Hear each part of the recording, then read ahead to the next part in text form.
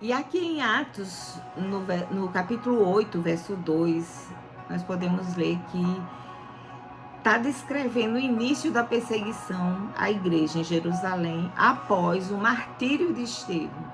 Ali eles não odiavam os cristãos, eles não suportavam, mas as coisas perderam o controle, o limite naquele momento.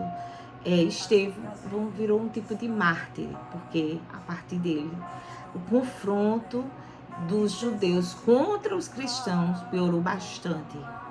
E Saulo estava no meio desse confronto. E o ódio daquele homem por esta dita seita, como ele dizia, que era o cristianismo, aumentava cada vez mais. E ele tinha sede de vingança. Ele queria que todos esses homens que pregavam uma falsa doutrina, na cabeça dele era uma falsa doutrina, morressem, para que essa seita acabasse, não viesse a conturbar, a trazer confusão à cabeça dos judeus, na mentalidade dele, de judeu, de religioso, com doutrinas e com culturas impregnadas em si, e se achavam muito grandiosos, superiores a qualquer outra pessoa que pudesse trazer uma verdade diferente daqueles que conheciam. Eles não queriam nem ouvir. A gente viu na passagem anterior que eles tapavam os ouvidos, que eles não queriam nem ouvir, nem escutar. E aqui vai dizer que desde o início a perseguição à igreja em Jerusalém, após o martírio, descreve o início da perseguição à igreja em Jerusalém após o martírio de Estevão, né? É mencionado que uns homens piedosos sepultaram Estevão e fizeram sobre ele um grande pranto, choraram bastante, né? Isso vai ser citado na versão da Almeida Corrigida. Ou então que alguns homens piedosos sepultaram Estevão e fizeram grande lamentação por ele. Isso na Nova Almeida. Este versículo ele marca o início da dispensação dos cristãos com os apóstolos permanecendo em Jerusalém. Em Atos 9, de 3 a 5, vamos ler aqui. Então aconteceu, foram vários acontecimentos, e Saulo recebe uma ordem para ir a Damasco. Ele soube que tinham cristãos lá se reunindo, pregando aquela falsa doutrina na visão dele, né? Pregando o cristianismo, pregando a cruz de Cristo, pregando a salvação do nosso Redentor por nós. E indo no caminho, aconteceu que, chegando perto de Damasco, subitamente o cercou um resplendor de luz do céu. E caindo em terra, ouviu uma voz que lhe dizia: Saulo, Saulo, por que me persegues? E ele disse: Quem és, Senhor?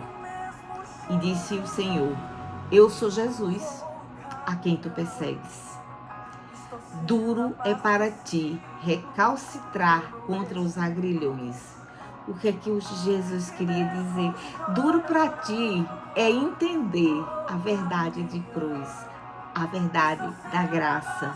Duro para ti é deixar as doutrinas, a doutrinação, e abrir o teu entendimento para a verdade.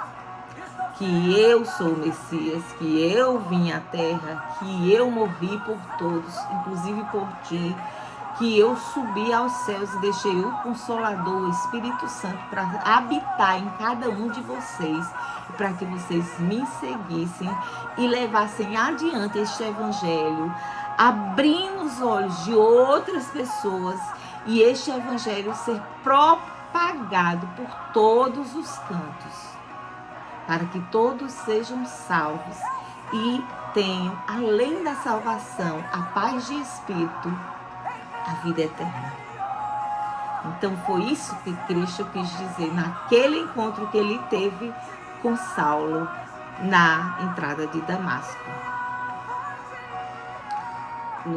em Atos 9:8 vai nos dizer: e Saulo levantou-se da terra e, abrindo os olhos, não via ninguém. E, guiando-o pela mão, o conduziram a Damasco. A partir daquele encontro em que ele escuta aquela voz que pergunta por que ele estava perseguindo, que ele pergunta quem era ele, e o Senhor diz: eu sou Jesus, a quem tu persegues. Porque se tu persegues os meus, tu estás perseguindo a mim. Todo aquele que persegue a nós, cristãos. Cristãos é aquele que realmente anda em Cristo.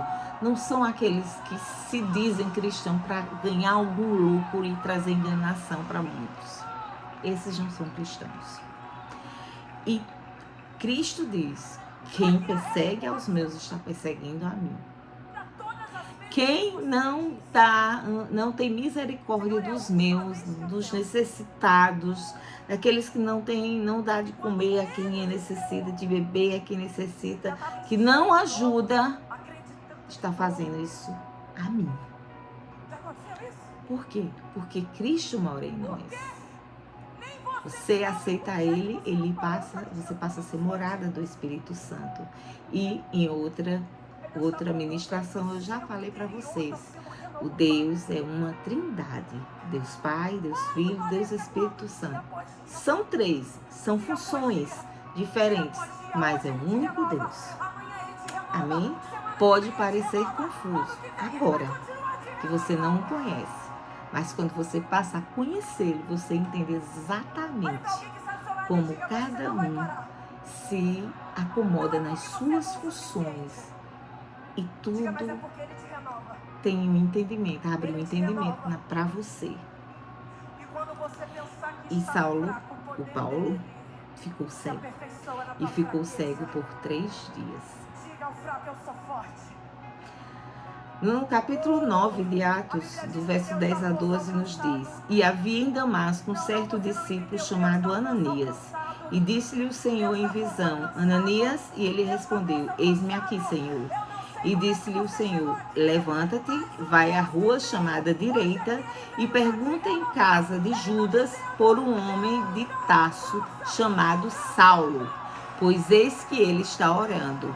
E numa visão ele viu que entrava um homem chamado Ananias e punha sobre ele a mão para que tornasse a ver.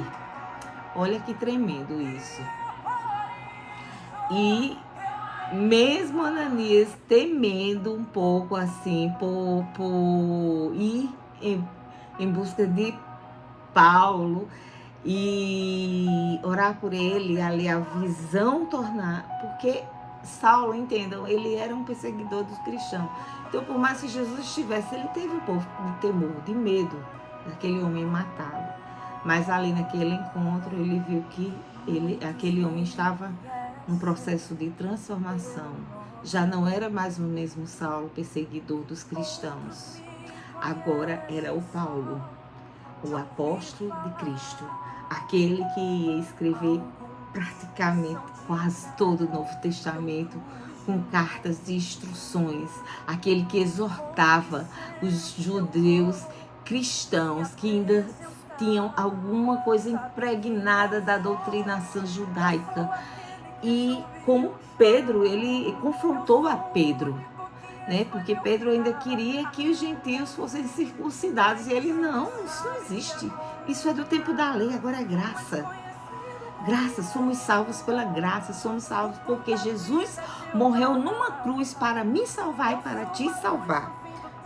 Porque já que eu não vou ler mais nada. E foi isso. Ele saiu por todos os lugares pregando a palavra. Ele foi apedrejado e tido como morto, mas conseguiu se restabelecer. Ele foi surrado, ele foi preso por diversas vezes, ele foi cuspido, ele passou por humilhações as mesmas que ele havia feito com os cristãos quando era fariseu. Mas Deus o amava. Deus sondava o coração de Paulo. Deus sabia por que tinha escolhido aquele homem e o que ele tinha a ser cumprido aqui na terra. Porque Paulo? Porque ele tinha um acesso a judeus e a gentios. E foi esse acesso, por isso dos dois nomes, Saulo e Paulo, porque ele queria abranger a todos, ele queria conseguir alcançar a todos. E muitos foram aqueles que foram seus discípulos. E a palavra do Senhor foi espalhada por diversos lugares. E não estou tirando o mérito dos apóstolos que caminharam com Cristo, de maneira alguma. Cada um tem o seu valor, e que grande valor tinha. A ponto de o próprio Pedro dizer que quando ia ser crucificado, que não ia ser crucificado da forma que Cristo foi, e pediu que a cruz ficasse de cabeça para baixo, porque ele não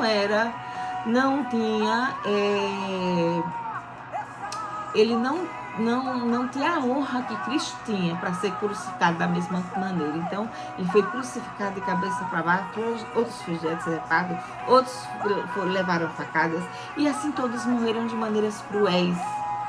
Paulo também morreu de maneira cruel.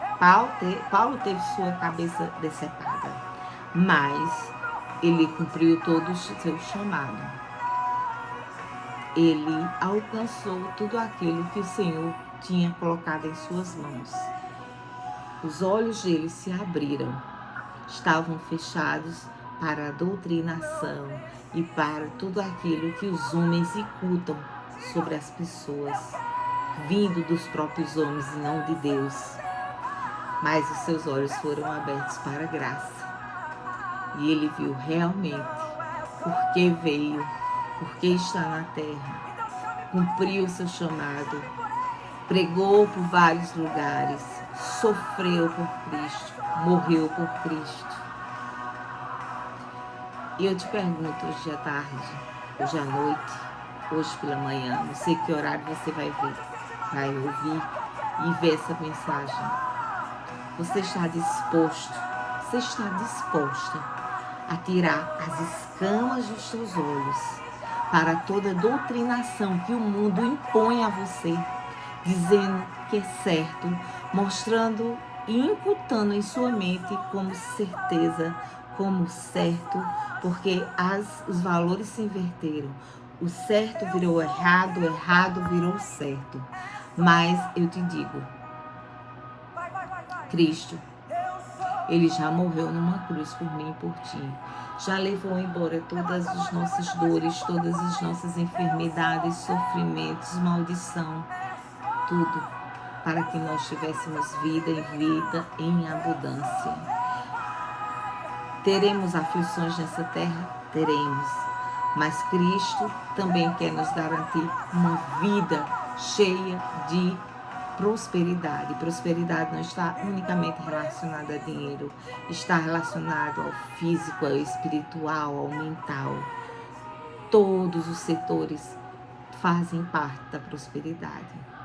Que seja você hoje a querer abrir os seus olhos para a graça que o Senhor trouxe, morrendo numa cruz e ressuscitando, vencendo a morte por mim e por ti, e ainda deixando Ele próprio habitar dentro de nós, como o Espírito Santo. Que você possa hoje tomar uma decisão, a decisão de aceitá-lo como Senhor e Salvador de sua vida. E a partir de hoje você vê aquilo que para você parecia impossível, que não tinha saída, Deus vai te mostrar. Tem saída, tem solução. Todas as respostas estão em Jesus Cristo. Que Deus abençoe vocês.